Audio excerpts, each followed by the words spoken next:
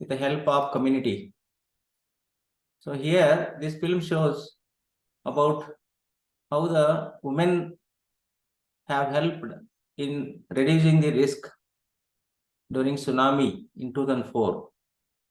So community participation in disaster management is very important. So I just want to show it for about 2-3 minutes, and then we will understand how the disaster can be reduced during the disasters. Please tell me if it is not visible.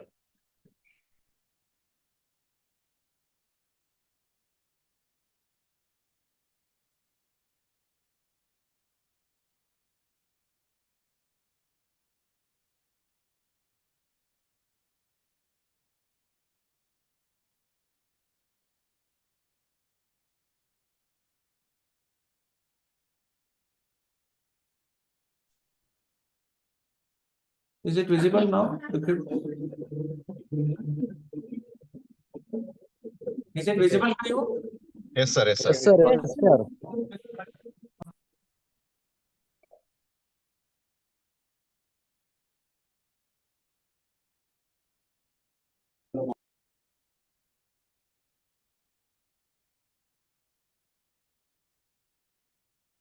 Tsunami which struck South Asia havoc in Tamil Nadu also. The death toll in Tamil Nadu ran to thousands. Each affected village had at least over 100 deaths. The villages adjacent to Samyapete, Pudukuppam, Pudupete, and Parandipete had 5 times higher number of deaths as compared to Samyapete. So how were so many lives saved in Samyapete?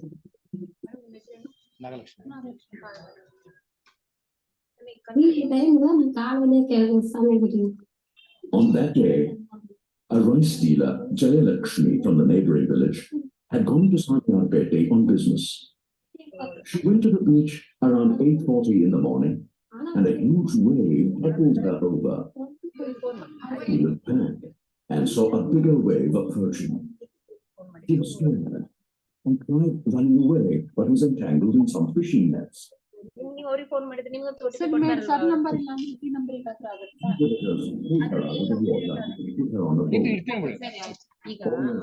saw people holding on to the trees to save her life. She felt that she would survive as she was on a boat. But then the third wave crashed on her and she lost all hope. Anjappan, a local villager, saw the waves tossing Jayalakshmi around and called to her to hold on to a tree. As Jayalakshmi was being dragged back, Anjappan jumped from his tree and pulled her under the slush. He immediately took her to the first aid center organized by the women. Jayalakshmi acknowledges that she is still alive only because of the prompt first aid given by the women of Samyapete. Thus, his father and brother had gone to fish very early in the morning. An inner instinct told them that something was very wrong. The sea was behaving strangely. They decided to return to shore. As they returned, they saw a deserted beach with broken boats. Sir, please increase the volume, sir. Das was among the 200 fishermen of Samyapete who were unseen that fateful day. If they had been warned in advance, they would have remained on the sea where they were safe. Das reached the shore after the second wave had wreaked havoc. His brother tried warning him.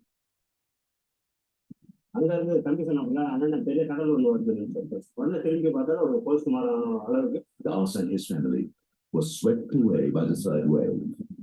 Das had the presence of mind to make his father hold on to a coconut tree. Naguran saw the sea being unusually turbulent that day and realized that he had a decision to make. Either he could take care of his family or go and try to save his boats. He realized that his wife Girija was perfectly capable of taking care of herself and their family. So he went to his boats.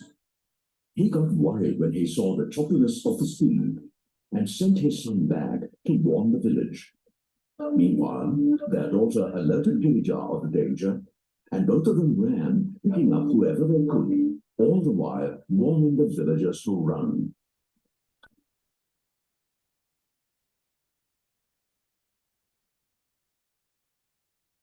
Prompt action of Girijat and the members of the warning group saved several villagers who otherwise might have been trapped inside their houses. As the waves receded, the men rushed into the sea to rescue as many lives as they could. With their boats broken, they were forced to resort to improvised rafts of plastic boxes, broken pieces of wood, empty barrels, cut logs of wood. Suddenly, each person remembered distinctly all that they were taught. What was initially a joke to them became a matter of life and death. Meanwhile, the women set up the first aid center near the Ramtana.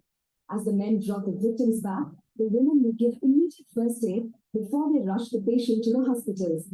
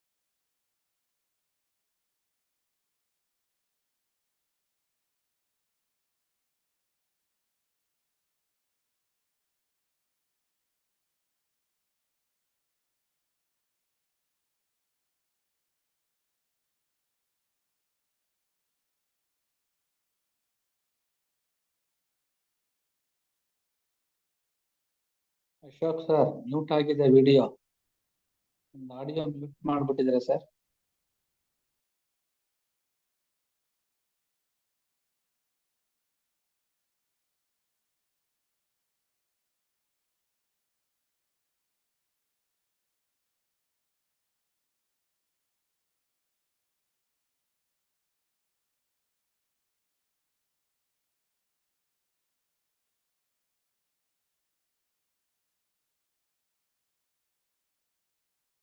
Ashok sir not audible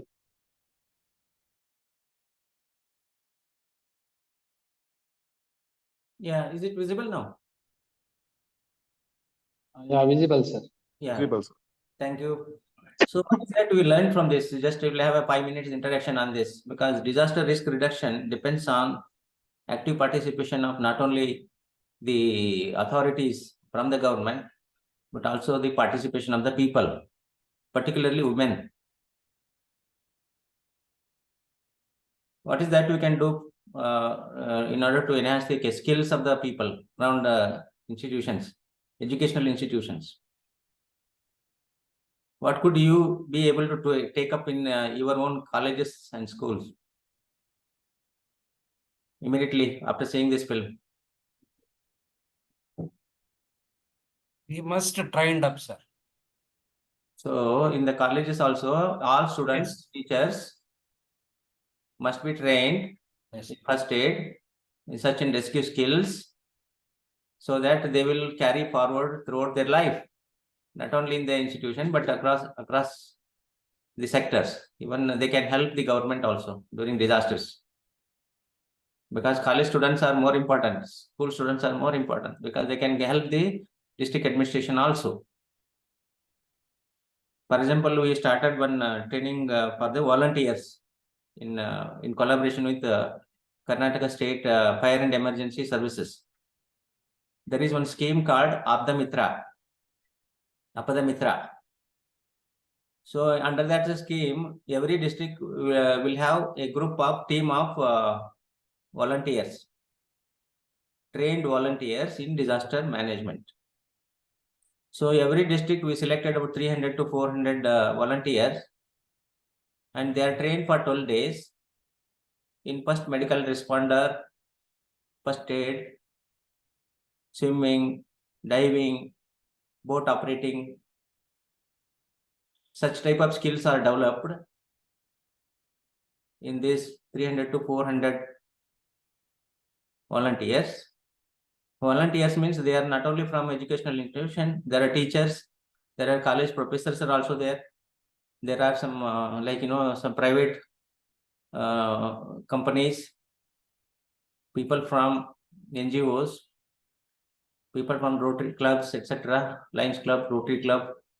So all such people have been identified, and 300 to 400 members have been trained in every district. Now we have started within, we have completed 11 districts in Karnataka. So they will be available on the app also. There is an app developed for them. Now after the training, their details are uploaded on the app. There is Abda Mitra app is there. So once a disaster happens in any district, in that particular district particularly, the messages from app will go to them, and they immediately come and help the district administration for search and rescue operations, for any emergency situations faced by the district, whether it is in the villages or in the cities, wherever it is. They will come and help the district administration. So therefore, what I am trying to tell you is that participation from community is very, very important in disaster risk reduction. It is not the police or fire home guards who can only do the work. It is everybody's responsibility to see that risks are reduced during the disaster times. Therefore, I screened that small film, how the women particularly, they were afraid of doing this, but after giving training and awareness, they were more courageous in helping the men only, because men were not aware many there. So the women have helped the men in terms of their life actually during the disaster, during the tsunami. So that is how the impact was in this tsunami incident. So you can also do this. How you can do? You can join such Abda Mitra schemes. Some of you, those who are interested at least, get the training for 12 days. It is there in every state actually, and all the states, not only in Karnataka, but every state it is there, is this particular scheme of training the volunteers. You can join those Abda Mitra volunteers group, and you can get trained yourself. It can be helpful in all types of disasters, not only in colleges, but everywhere. That is one aspect of it. In your own college, what you can do? So you can think of with your principal and the authorities, educational department authorities, you prepare a college disaster management plan, which includes preparedness, mitigation, response, list of contact addresses of all the authorities who can help you, and the formation of teams, and the mock drill, etc. All the teams have to be formed, and see that everything is in place in the college, so that you are aware of disaster risk beforehand, so that during disasters you can help yourself. So these are some of the stages in disaster management plan. One is that you should write brief introduction about your college, then do the HRDC analysis, hazard risk vulnerability and capacity analysis, prepare a preparedness plan, mitigation plan, and then finally response plan. I'll go one by one. What is the first step in this? In the preparation of the plan, you can note down also. I will send it to the professor for distributing it to you. I expect that all of you go back and prepare the plan, draft plan, and you should start implementing it, so that at least your college will have a disaster management plan in place. So we will be proud of all of you that you have prepared some plan, and in case of money required, fund required for creating those facilities, you can always submit the proposal to the government along with the plan, and they will be able to help you, because there is a lot of money available in the disaster management sector released by the government of India, state government every year. And there is a fund called state disaster risk mitigation fund, which is used for retrofitting, repairs, renewals of the colleges, and providing facilities like first aid room, etc. You can also create those fire extinguishers, provide those facilities and give the training to them. See that your college is safe in terms of disaster risk. So your first step is write the aim. Well, how the aim is written for the plan? Like every plan will have aim. This will also have aim. What is the aim? For example, I wrote here, safety of the students and staff is maintained during any emergency. To save the lives and prevent injuries. To prevent interruption of education during any recurring hazards. This is just I wrote 1 or 2 aims there. You can also similarly write them. Then to achieve these aims, you need to write some objectives. These objectives are basically activities which you are going to take up. Like you are going to create safe learning environments, learn and teach disaster prevention in the curriculum. For example, you can also take up some projects, etc. Internship projects, some optional subjects in your curriculum. Then learn and teach disaster prevention informally also. Protect access to education. Structural safety of the buildings in the college. Select safe school sites, design and build every new school as a safe school.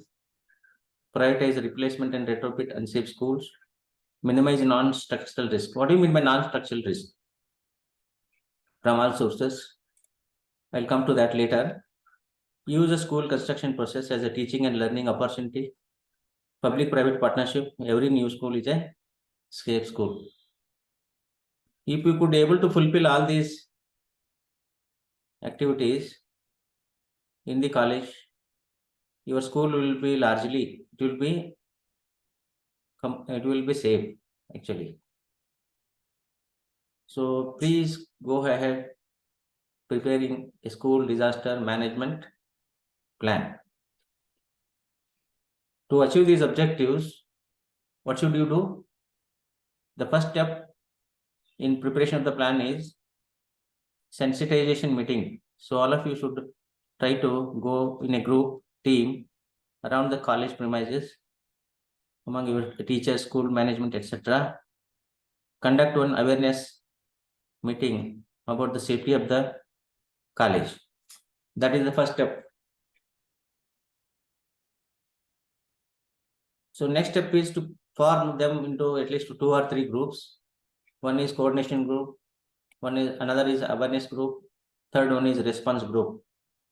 I don't know whether you will be able to do all these. At least one college disaster management committee should be there, at least headed by the principal or vice principal and some authorities from the department, like the district administration, wherever you are located. Some senior officers should be there, and some other officers from civil defense, home guards, police, fire, etc.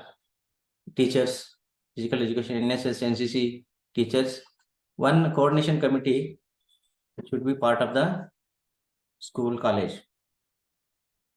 If you are not interested in 3 committees.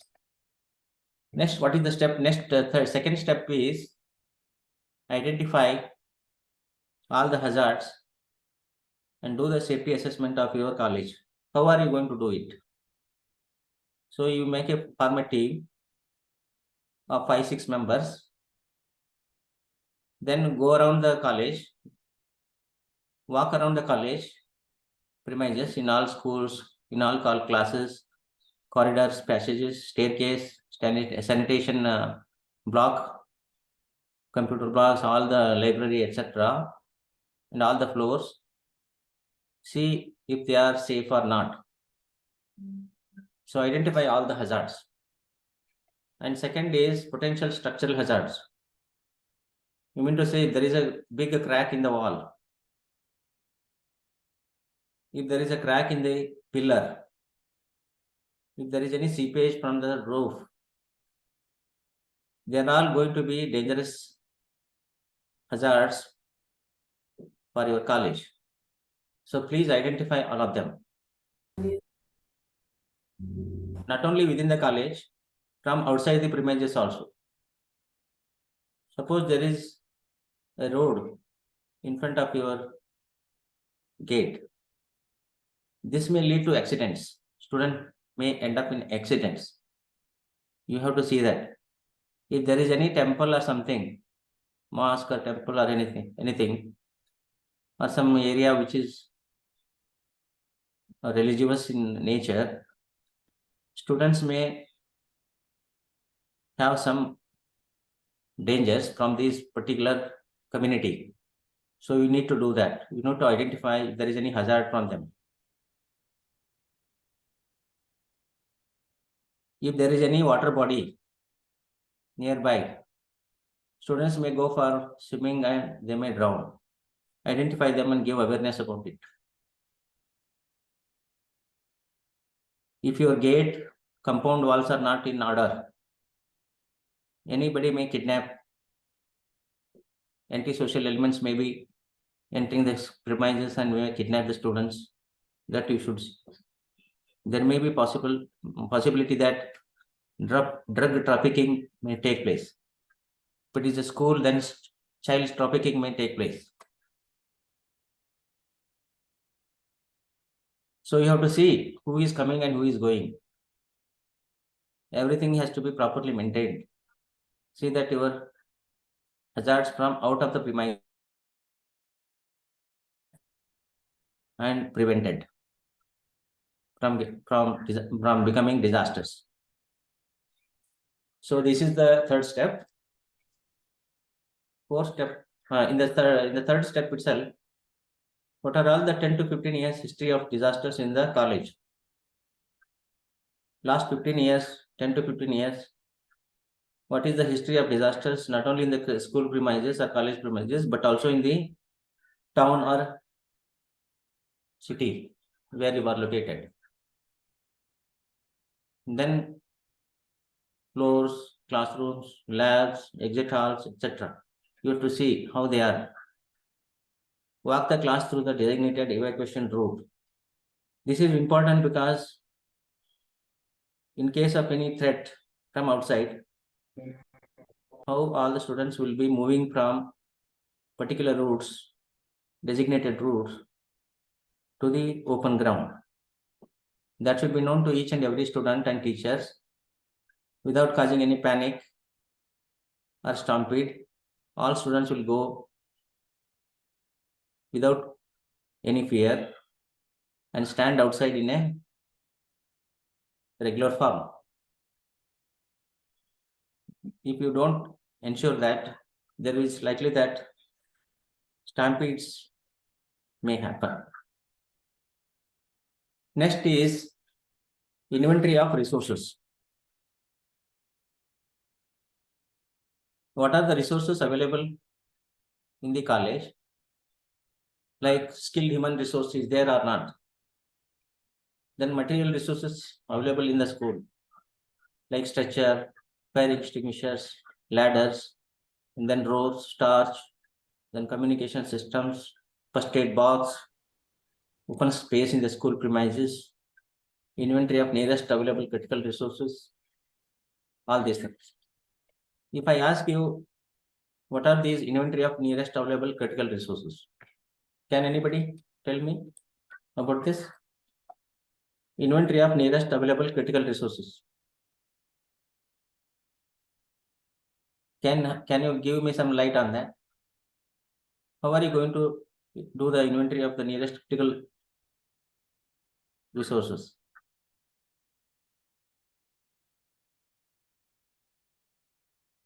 Suppose your college is located in a distant place, about 3 to 4 kilometers from city center. What are your critical nearest resources? Using available sources. So what are those available sources?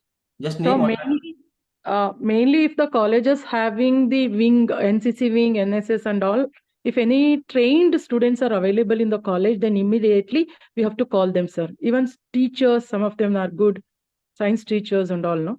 Very good. So that's one thing. Very good. So they are already there. So they have been trained. So you have the database in your college so that you can call them and help you. That is one thing. Any other resources that you can think of? Yeah, sir. Like as you said, like this is the very important aspect. But in the mostly in school level and the junior college level, at least in Maharashtra, that EVS, that is the environmental studies, this paper or this subject is limited only for the grading system. So there is no any compulsion like other subjects also.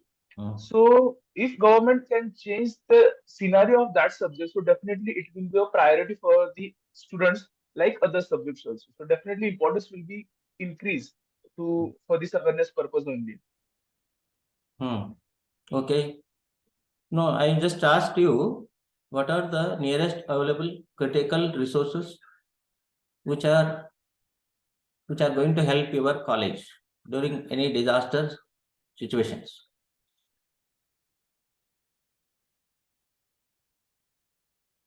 Whether you are aware of them. So my question was very clear. This needs to be known to everybody in the college. Along with, because you see there is a fire station already there, very near to your college. Do you have their numbers? Do you have their contacts? Have you ever spoken to them? Sir, Have we you have ever- one practice. Sorry to disturb, sir. We have one practice where we keep all the phone numbers right in front of the entrance, which is displayed everywhere, so that anybody with any emergency can just contact them and Very nice. seek for help. Excellent. So it could be like police, fire, and emergency service. It could be hospital numbers, both government and private. It could be ambulance numbers. It could be save our souls numbers like 112.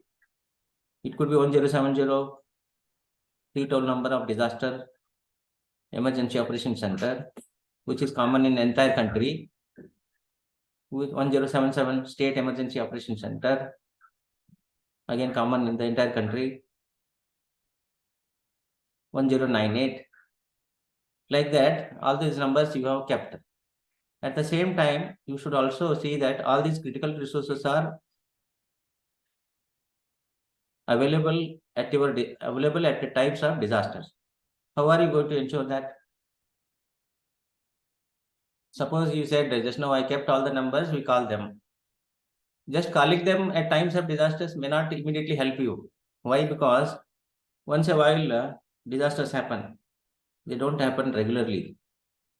If you call some police officer after 2 years, he may not be there. That number may not be there. Or that person may not be there. It will change frequently. So you need to update one thing is. Second thing is you need to call them frequently to your college, invite them, ask them to give some training, ask them to talk to the students about possibility of disasters in the college premises and see what they should do and how they can help you during disaster times. You can also ask them to join you for the mock drills like fire, police, health.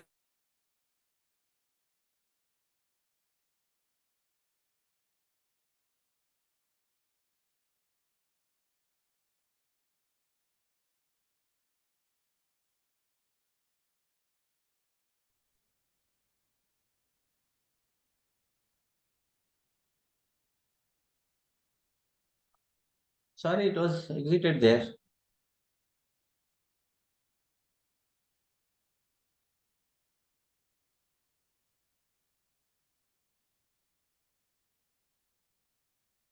Okay, is it visible now? Yes, sir. Yeah. Yes. So this is very important because I am highlighting again and again. So many of them will be able to help you. For example, in Mysore, what you do is we call them regularly here. Like NDRF is there, National Disaster Response Force. Why you call them regularly? Only during disaster we don't need to call them. We need to call them regularly and get training. So they are located in Pune, Maharashtra. They are located in Karnataka, like Belgavi, Mangalore, certain 4 divisions. They are located across the country. National Disaster Response Force is there. The paramilitary forces, armed forces, everybody is there. Doctors are there, engineers are there, everybody is there in that team. If you write a letter to them, ask them to give some training to all the students and the teachers. They will come and help you. They will give the training to you, so that they will be equipped with the minimum skills, so that you can help yourself. Similarly, police, similarly, fire service, similarly, doctors, government doctors. They will come and tell you what are the resources available at their premises and how they can help during any disaster and how you can help the district administration. Everything will be told during that classes. And please ask them to come often. So that is why I am just stressing that. It is mandatory for all these authorities to come and help you under the Disaster Management Act 2005. You may be thinking that how they will come and help, but it is their duty also to come and help you during any whenever you request them to come and help you. They will definitely come.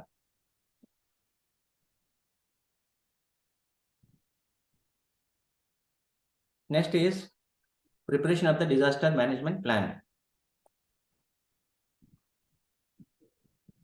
So you need to prepare maps like physical location, demographic details of the school building, surrounding environments, then stock rooms, laboratories, playgrounds, open space, UPS and generator, etc., etc., so that your plan layout is prepared very well.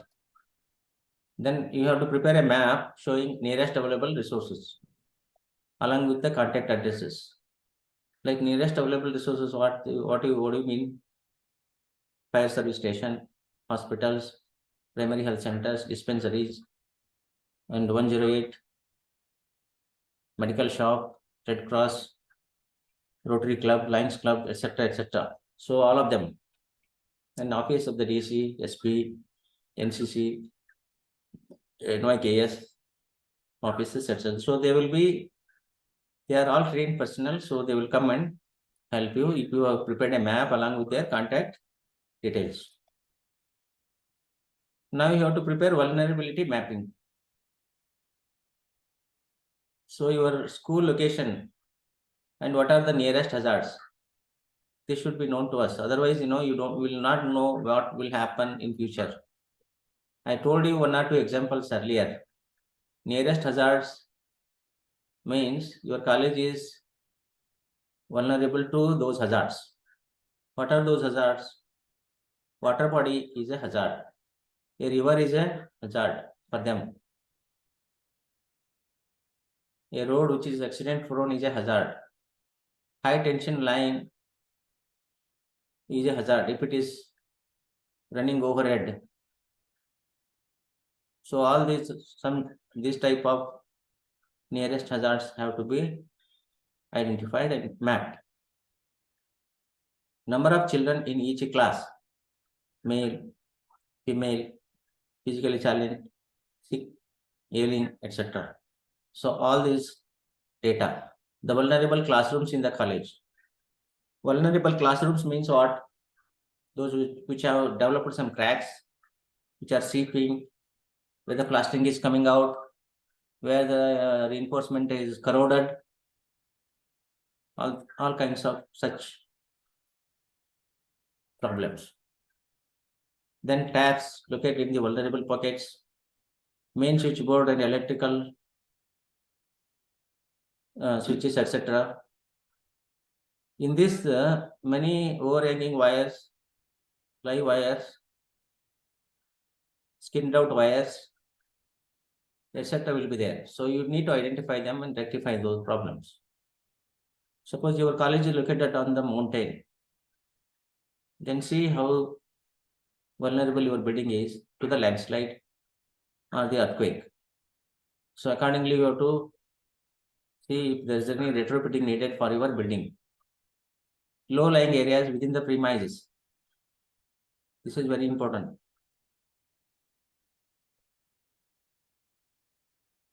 So this is vulnerability mapping you need to do for your college.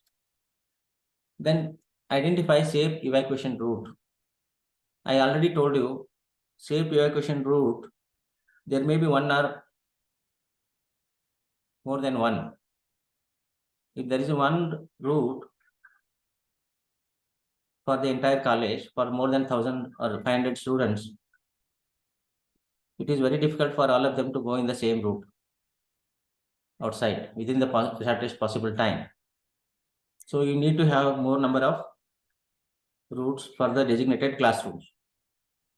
If your class is running at 10 o'clock exactly or 9 o'clock exactly, if there is a threat coming, all students are there in the classroom, teachers are conducting the classes, principal is there in their chamber doing some administrative work. If the bomb threat comes to college, what are the protocols you are going to follow? Everybody should know that. If some alarm bell is given in the college, teachers should know that this is alarm bell and they should evacuate the students. If they don't know, they continue to conduct the college classes without informing anything. If the alarm bell goes to them or some message goes to them in a form which doesn't threaten them, which doesn't create any fear, then only they will be able to go smoothly, quickly out of the premises. Therefore, if you have only one route, only one exit gate, there will always be problems.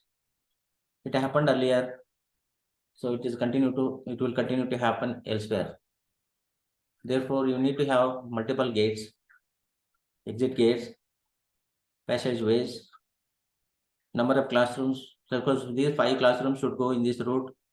These particular 5 classrooms goes in this route, like that. First floor, second floor, third floor, people should go only in this route, in this particular staircase. Everything has to be properly maintained. Otherwise, there will be stampedes, there will be chaos, there will be loss of life and injuries. So you need to be very careful, and particularly in colleges. So I just gave you one map here, how for example, these particular classrooms have to go only here and go to the ground.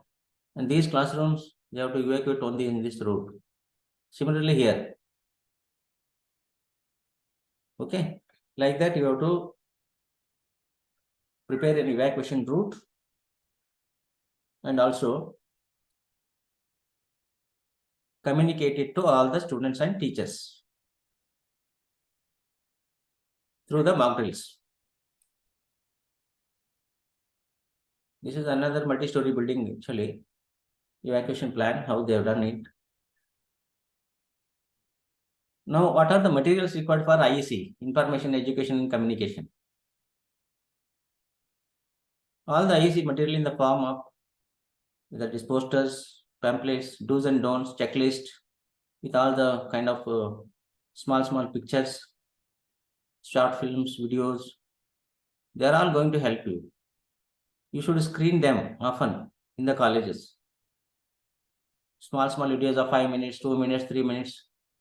About drowning cases have happened in my in Karnataka many times. More than 300 children died in one district alone during COVID-19. Students used to go and swim there in the water bodies. Their legs got stuck inside the slush. They were unable to come out of the slush. They got drowned. To rescue them, other students also went inside the slush, inside the water body. They also drowned. At one stage, 5 students, 6 students used to get drowned and they used to die. You must see that all this awareness is given to the community there through all these media. Media means posters, pamphlets, films, videos, etc., etc. So make it a kind of, you can create them through the students also, along with teachers. Do's and don'ts should be thrown to them. You can also conduct some street plays, natkas. Natka means dramas, posters, competition, cartoon strips, songs, etc. So they will be helping the students, teachers, exactly knowing what is needed and what needs to be done. So from maybe sooner you can start all these activities in the college. So that is going to help them forever. Roles and responsibilities before the disaster. So before the disaster itself, we should develop all these activities, all these tasks. IEC materials, awareness camps, awareness inside the school, conduct awareness activities in coordination with all those authorities like resident welfare associations, parents association, police, etc. Organize innovative activities and some of these plays, role plays, etc. Role plays are very important because if you give a situation to them, how are they going to play the roles? If there is a flood, if there is an earthquake, if there is a fire, how they are going to rescue themselves? If you do this, they do mistakes and you can correct them. So these are the things that you do before the disaster. For example, we are giving training here on how to use the fire extinguisher, how to construct a building, earthquake resist building, like that. So this is an awareness class which is given to the students. And before the disaster, we need to organize demonstrations on fire safety, first aid, search and rescue, linking with other agencies.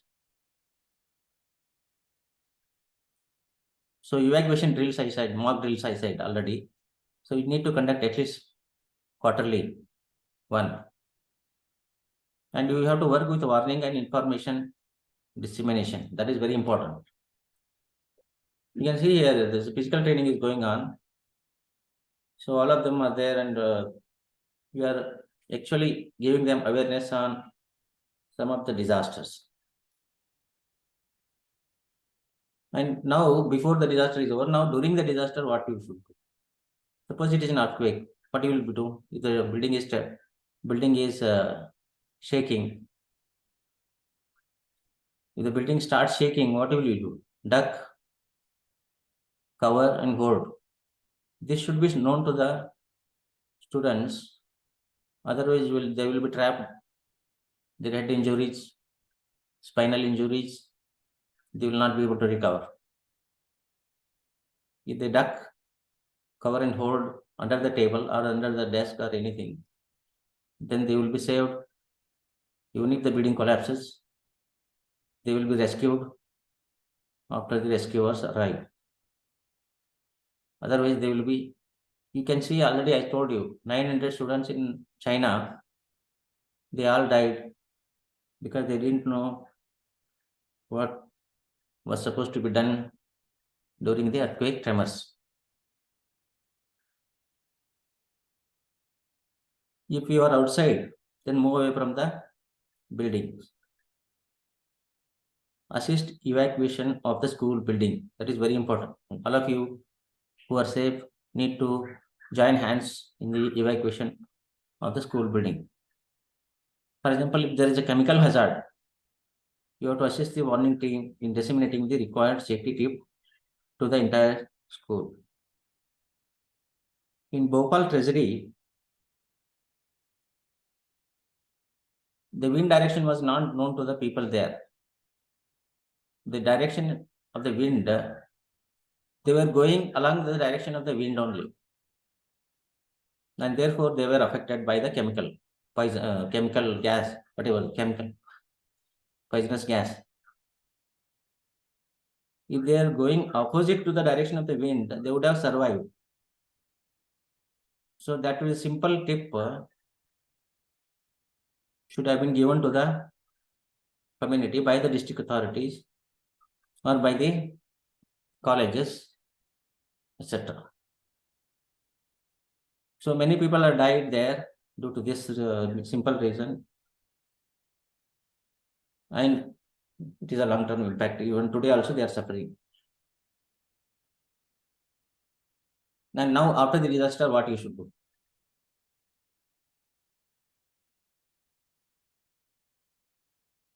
So post-disaster, generally what you do is do's and don'ts, but very important, so that such situation doesn't arise next time. That you need to immediately reformulate the plan. Otherwise, plan continues without any modifications. So you have to monitor the various information resources like IMD, Indian Meteorological Department, State Emergency Operation Centers, Fire and Emergency Service. They keep giving us some alerts, how to rescue ourselves, how to prevent ourselves from the disaster risks, etc. Keep reporting on the situation of the disaster to all the concerned teams and coordinate with them. Every minute, every 5 minutes, you need to get the information. You will get the information accordingly. Work on the disaster response. Disseminate safety tips in coordination with awareness generation team. Since your college is already having an awareness team, they can be used in giving the safety tips. Preparing updates and dissemination of the information. This is very important, not only to the students, but also parents and teachers also. Because many parents will be waiting for their children to come. If their children do not come, they will be panicked. So you should know that teachers are also, parents are also aware of the situation, and also they will be joining hands with the college authorities in entire process. Otherwise, they will come on strike, they will go on strike, they will disturb the entire thing. There will be law and order problem. Every problem will be there, because we have seen many such situations earlier. Dissemination of the plan. So you have prepared the plan, disaster management plan, but if you kept it in the desk, on the table, then or in the almirah, it is of no use. So drill it continuously, modify it continuously, see that it becomes usable and workable. So that is very important. So for doing that, you use all these techniques: poetry writing, slogan writing, drama, games, etc. All of these can be done in the school premises, college premises, which you can do with reference to different types of disasters. So that is how you can disseminate the DM plan in your college premises. There should be warning and information. How are you going to ensure? There should be a team on that. Warning and information team. There is a computer teacher with internet facilities, computers, even electronics teacher, geography, ham radio operators, IMD, CWC, district magistrate, district collector, police, fire. Such people should be there in this, so that they will be helping you, including some 4 to 6 students. What is VHF? Very high frequency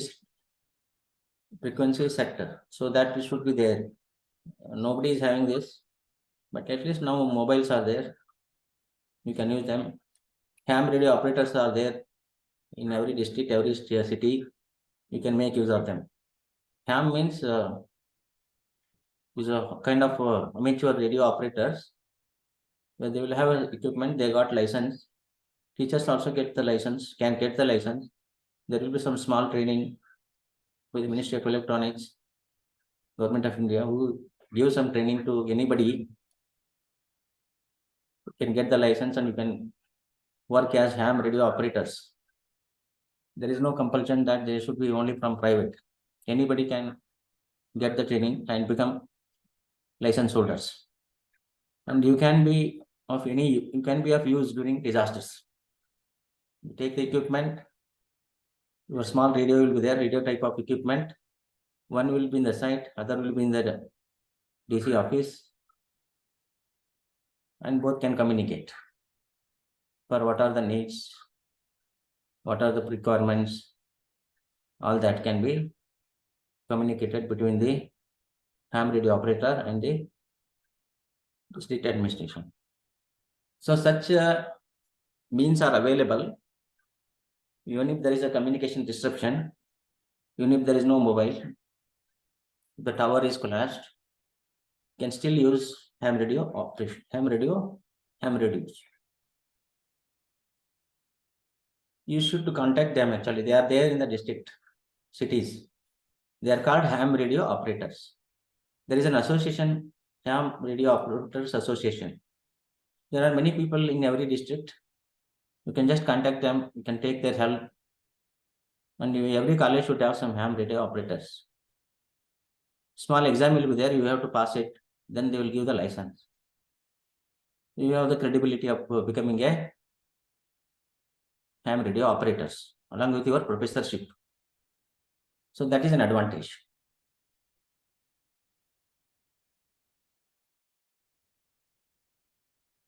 What are the materials required? Computer with internet access, emails, telephone, fax, video, television, mobile, ham instruments, VHF set, siren flags of different colors, battery operated radio, and contact information of various local authorities, district magistrate, police, fire service, health department, Red Cross. If you keep all this material in place, madam told just now, they kept all the contact numbers of these people, but you should also know about this. If you are flagging red color flag, then there is danger. So like that. So there should be a disaster response group also.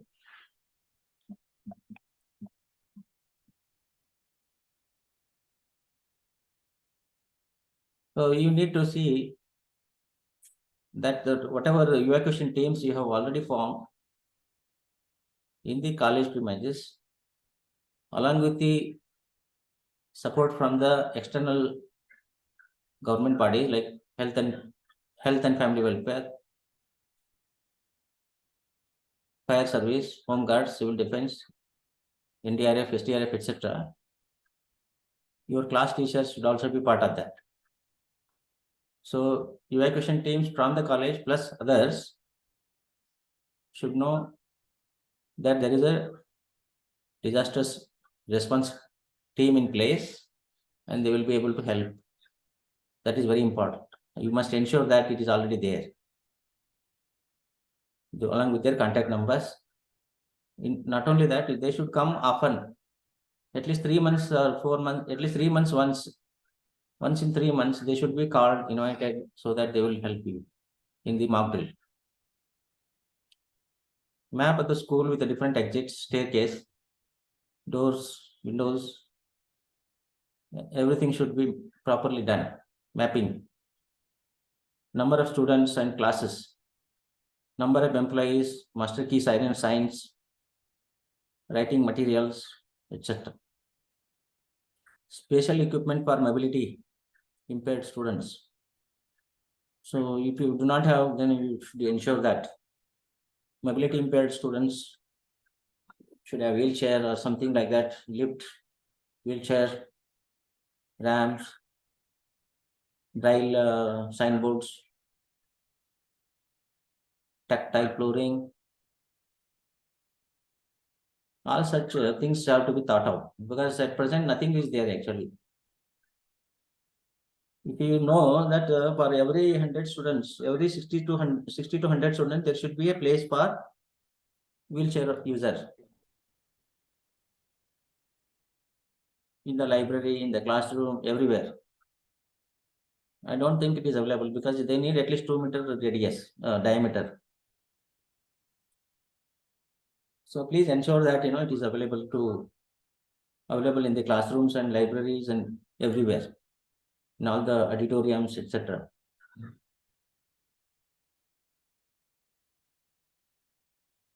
Make sure there are no hazards present for evacuating to the designated area.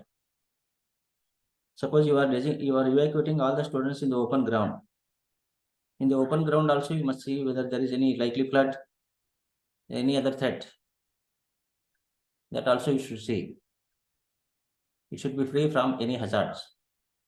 Make sure that necessary supplies are accessible.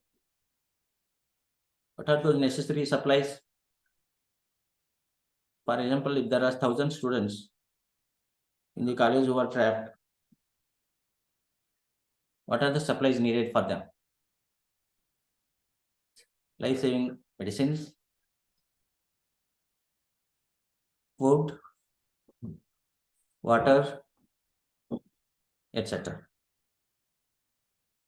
If you do not, definitely you will not have these things in the college, but you should see where they are available and how to access. Recently, this particular tunnel in Uttarkashi, how they could able to manage everything and how they could able to rescue them. Always high-tech technology may not help. They brought from foreign countries also everything, machineries. They could help to some extent, but finally who helped them were the rat miners. Therefore, simple thing should not blind the bigger things. So everybody is important. Every information is important. Every skill is important. Therefore, we must look into all these minute details. Maybe in your college itself, many students are already aware. NCC, NSS students are already aware of certain skills. Please make use of them. Some of them are swimmers, divers. Please make use of them. Some people will be there around your college who are having these skills. Please make a list of them. So they will be helping you during the disaster situations. Search and rescue team is very important. So you can have some sports teachers, NCC, NSS, civil defense trainers, fire service representatives, parents also, where parents means not just parents who are retired armed forces or paramilitary forces, police, those who are retired from these departments. Okay, then different exits, doors, stairs, doors, windows, all of this information. Information on number of employees, very important. Torches with spare batteries, master key hard hats, stretchers, ropes, ladders. Please see whether they are available to this team. Because if this team doesn't have all these facilities, they will not be helping you. They will not help because they don't have minimum facilities available with them. Therefore, colleges should have not only the team, but also these facilities, these materials, and they must be using them often, whether there is a disaster or not. Do the mock drill, see that the skills are updated, and they are ready for rescue operation whenever the disaster strikes on the request. You have first aid team here. I told you, your students, teachers, doctors, paramedical professionals like nursing staff, they should be part of the team. There are many people in the government who can help you. They cannot say no because disaster management act says so. Legal provision has been made. Therefore, you can make use of their services of these people. government doctors, government nursing staff, paramedical staff, etc. So call them often, as many times as possible. Whenever there is a like 3 months, once in a 3 months, like that. Ask them to come and do the demonstration, first aid demonstration, first aid skills. Many students die due to ignorance, negligence, delays by the teaching community. Please remember, many students have died due to not giving first aid before the ambulance arrives. Because a heart attack or heart arrest or whatever, if they don't know how to give CPR, cardiac pulmonary resuscitation, 30 compressions followed by 2 breathings in the chest, holding properly both the palms, the person may not be able to survive. If you don't do this in the first few minutes, first golden minute, then students may not be alive after a few minutes. Very important. Therefore, CPR skills are required.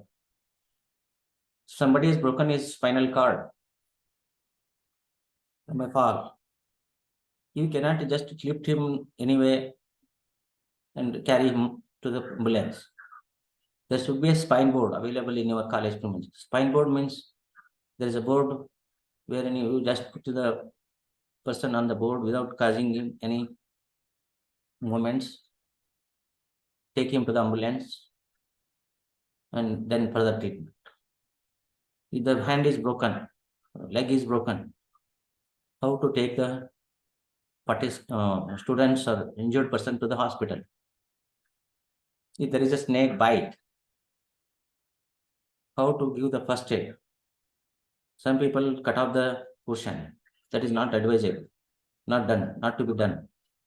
Some people suck the blood, not advisable. Just tie it with not tightly, tight, and immediately you have to take him to the hospital along with the symbol of the snake. Please, if you have the opportunity to take the snake, take it. Otherwise, you should know which snake has bitten. Then the hospital could give him or her the right antidote. Many times, if you do not know what kind of snake it is, then they keep giving many types of antidotes, which is also hazardous. So please see that all these important do's and don'ts are followed in the first aid. So what are the requirements in the first aid? Medical kit should be there. First aid kit should be there. Health card should be there. Health card means the blood group, etc., BP, sugar, all that. Information on medical resources in the area should also be known to us. You can see how the students are giving first aid to the other students, just to practice. Here, this nursing staff is there. Doctors, under the guidance of the doctors, they are giving first aid. How first aid to be given for different types of injuries. For example, this person head injury. How to tie the bands? If you don't know this, then what will happen? This particular person, before even the ambulance comes, they will be having serious injuries. Blood will flow like that.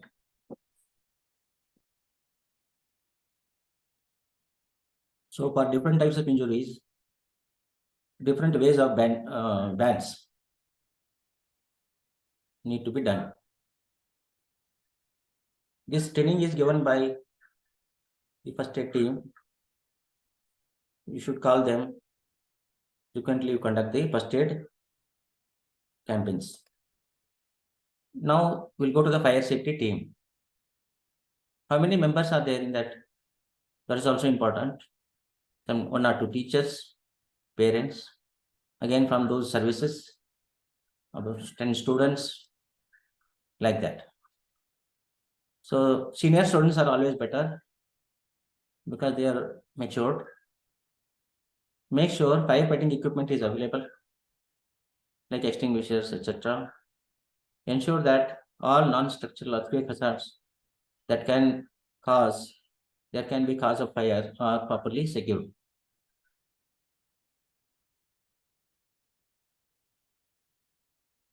One disaster leads to other disasters. You know that. If an earthquake happens, it may lead to fire incidents also. So you must be aware of that. When I went to Latur earthquake for rehabilitation purposes in 93, people were just digging the debris, where some alive people with breathing people were available, but they were hitting the bodies.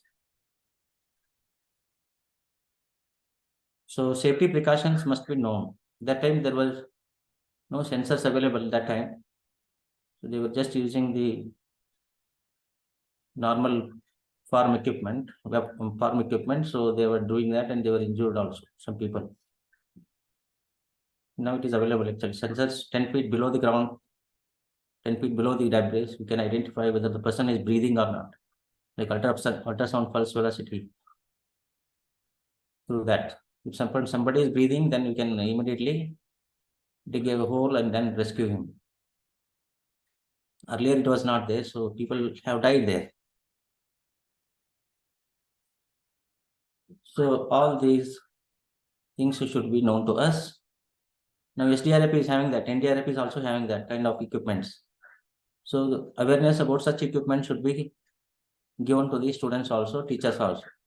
You should call them and they will help you in giving awareness how to use them.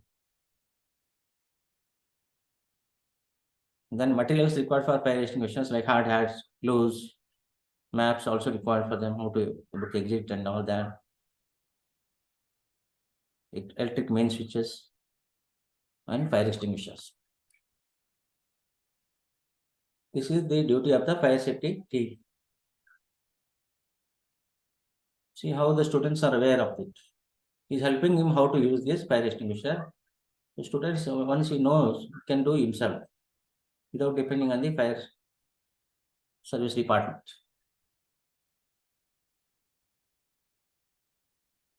And we should also know when is the last date for renewal, because these fire extinguishers are just there for many years without using.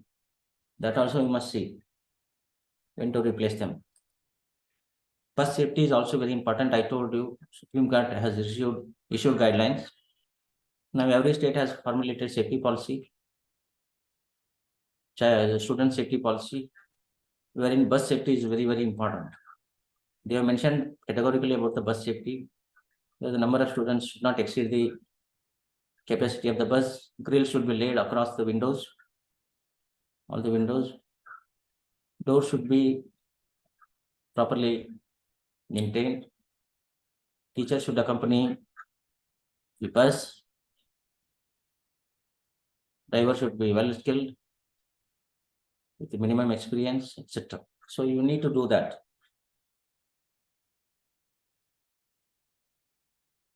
Why is this emergency card required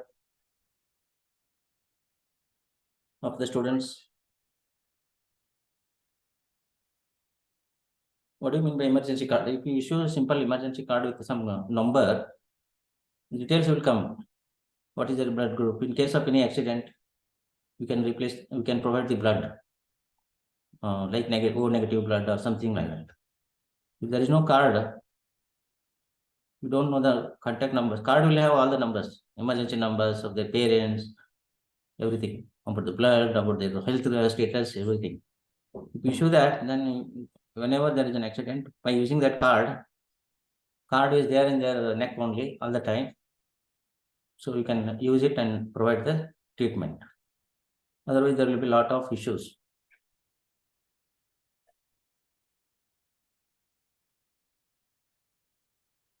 So I was just doing an earthquake drill, how it is done. In the same class, we told them, now there is a tremor, earthquake is happening, there is a shaking. Now the students have to do this. Now they duck, they hold it, they covered their head. So this is what they should do immediately. Whenever there is a shaking, they should not just run haphazardly outside the ground, outside the school, so that at least they will rescue themselves.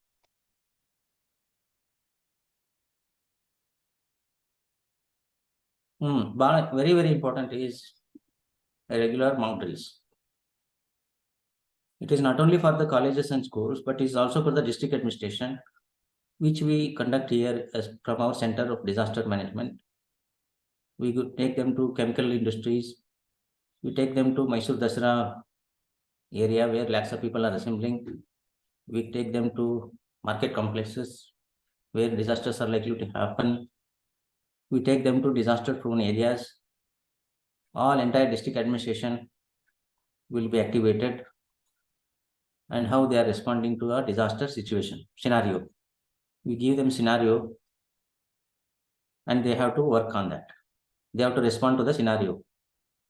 We will assess everything, how they responded, and give our observations, where they lack and where they did well. If you do this regularly, administration and all the departments will be alert that they did not have these facilities. They should provide, and they should develop that, make provision for it. Including schools and colleges, you must also do this.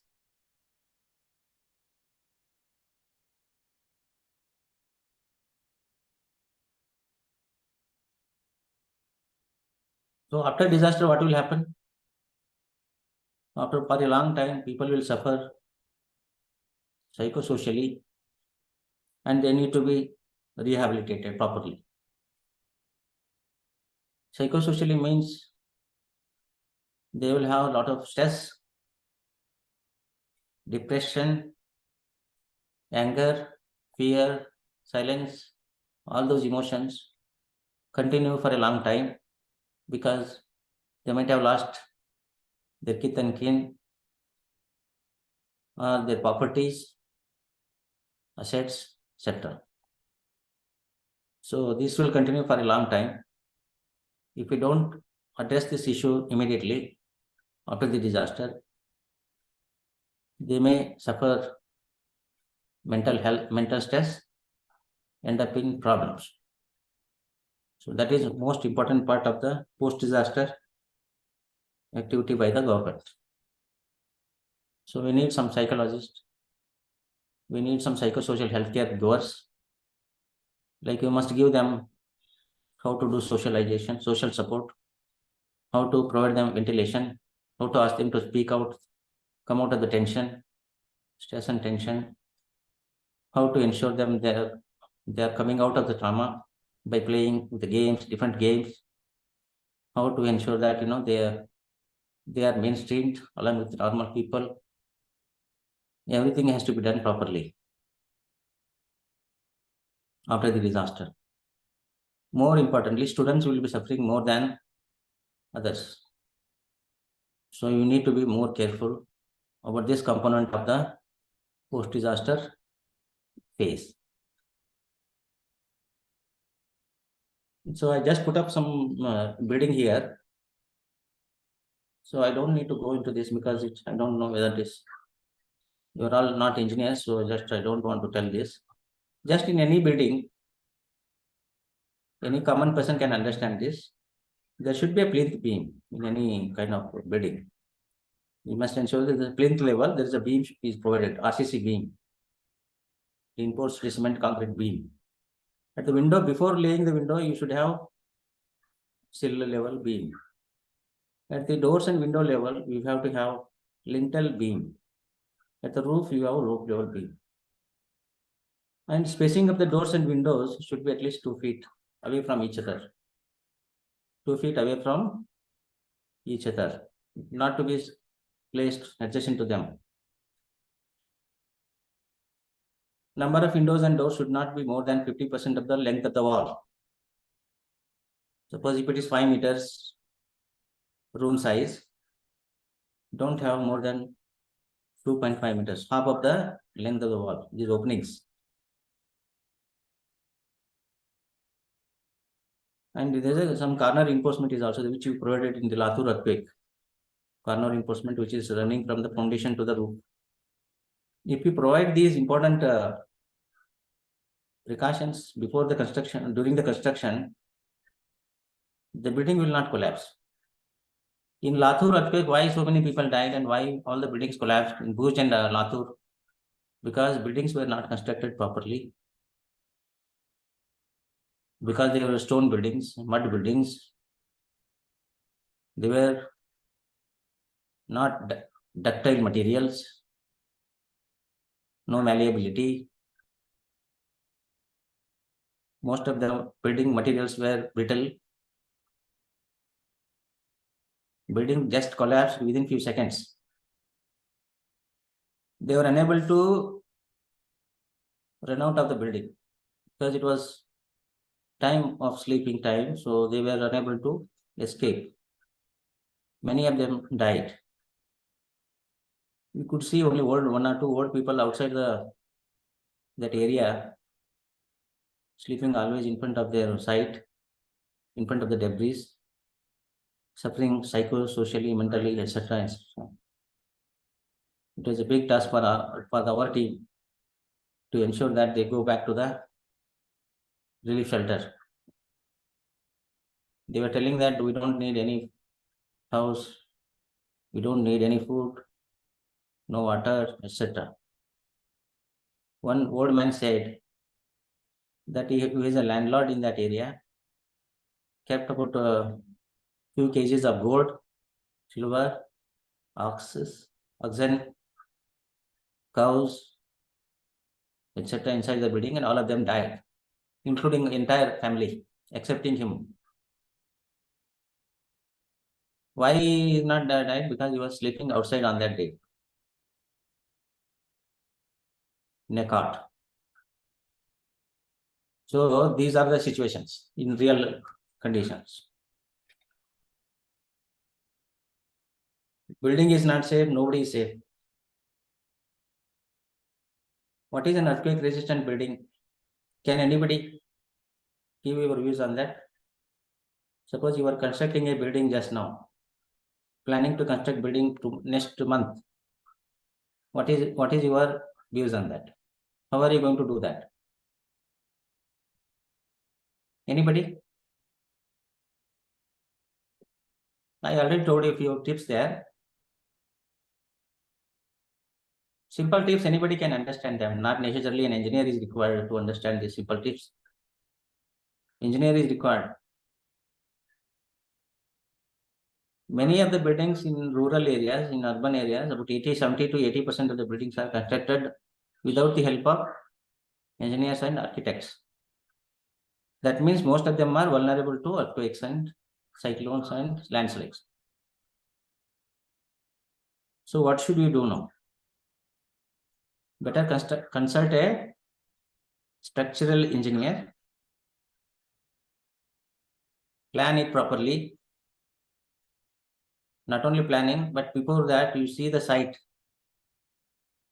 how it is and how it was. Site itself is not good. If it's a marshy land, if it's a filled up soil, there was a well and they filled it, and then you bought the site, then there will be problems. Because you are laying the foundation same depth, then entire building will sink, and then you will end up in collapses, seepages, cracks, etc.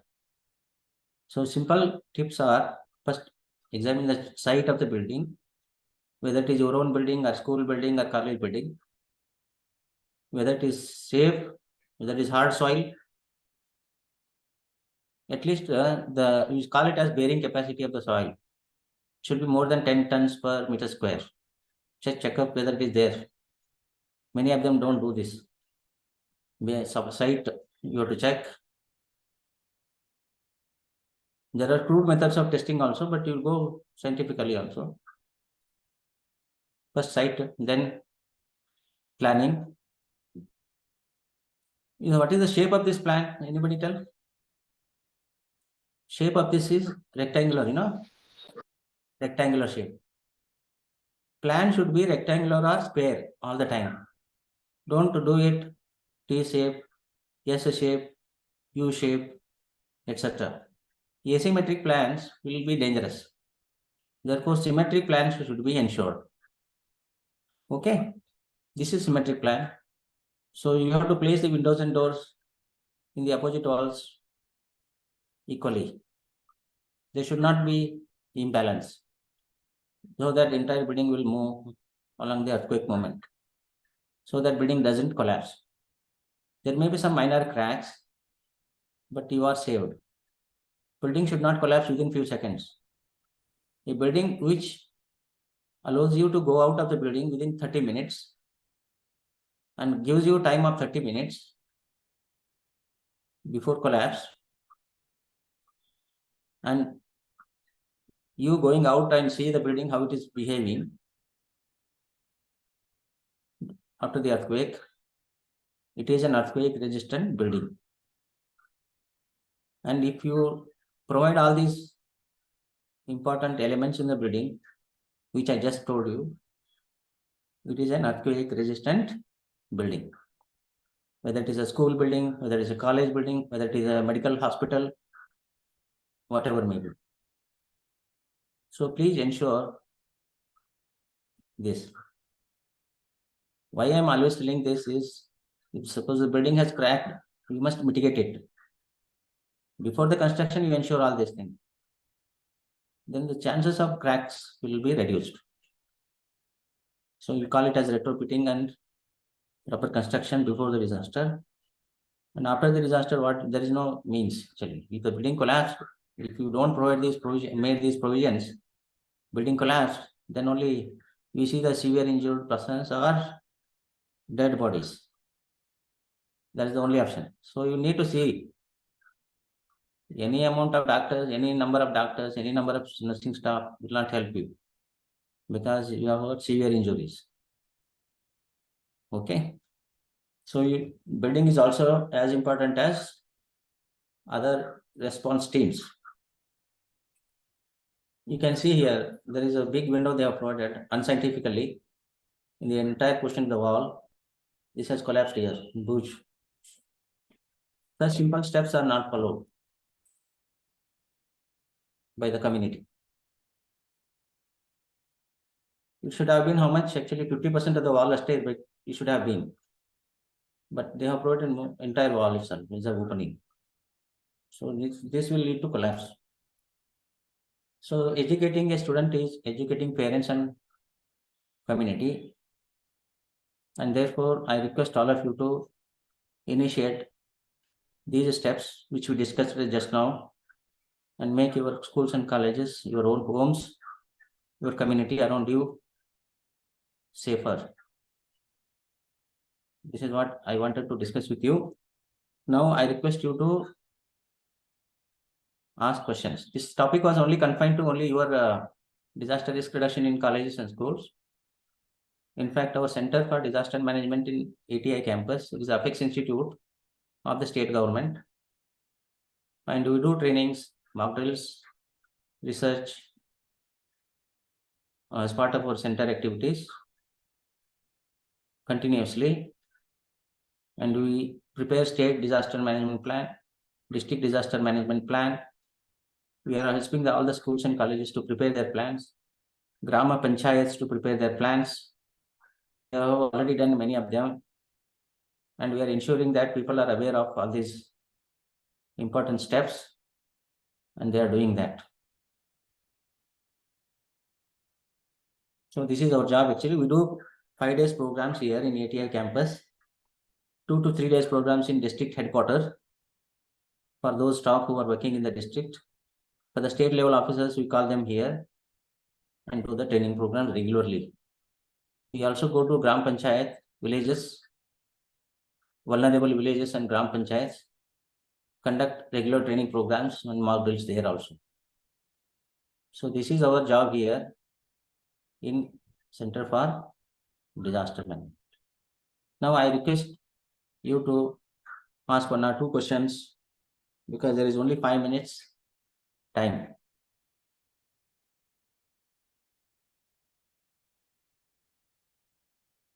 Dr. Pradeep, Yes, sir. you have any thing that you want to add? Yeah, just wanted to ask, like you stated that in the first session before the break, you stated the violence in the school level and the college level. So, and the molestation also. So here can we add also the violence in the babysitting area also? Violence in the, pardon? Babysitting. Babysitting. Yeah. Anganwadi is all there also. Because Anganwadi Balwadis in Karnataka, they are having a lot of disasters. Yeah. So we wanted to tell them that, that midday meals, particularly gas cylinders and all, some cylinders, they should be properly planned, but still they are happening because of the ignorance of the Anganwadi workers, Right. teachers there. Yes. They are doing that also, but it's very difficult to go to Anganwadis individually, but Yeah. Gram Panchayat level, we will call all of them, Yeah. teachers and all. We are giving them awareness. Yeah. But resources are very much limited. At least awareness should be given to them, and we are giving that. Yeah. Absolutely.